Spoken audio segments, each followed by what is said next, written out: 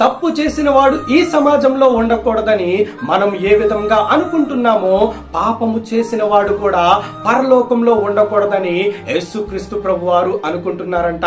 ఆ రోజు పాపము చేత పట్టబడిన స్త్రీని ఆ జనులందరూ ఏకమై యేసుక్రీస్తు ప్రభువారి దగ్గరికి తీసుకువచ్చి మోషే ధర్మశాస్త్రం ప్రకారము ఈమెను రాళ్లతో కొట్టి చంపాలని చెప్తున్నప్పుడు యేసయ్య ఒకే ఒక మాట చెప్తున్నాడు, మీలో పాపము చేయని వారు మొదటిగా రాయిని వేయండి అని. ఆ మాట విన్న వారందరూ కూడా జారుకుంటూ ఉన్నారు.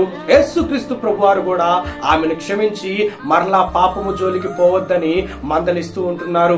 ఆ రోజు ఆమెను క్షమించారు గాని ఇప్పుడు యేసుక్రీస్తు ప్రభువారు రెండో రాకడలో వచ్చే సమయము ఆసన్నమైనది. ఒకవేళ ఆయన వచ్చేసిన తర్వాత మనం ఎంతగా ఏడ్చినా, ఎంతగా గీపెట్టినా, ఎంతగా బ్రతిమలాడుకున్నా, ఎంతగా క్షమాపణలు కోరుకున్నా మన యొక్క పాపమునకు క్షమాపణ అనేది దొరకదు. సమయం ఉన్నప్పుడు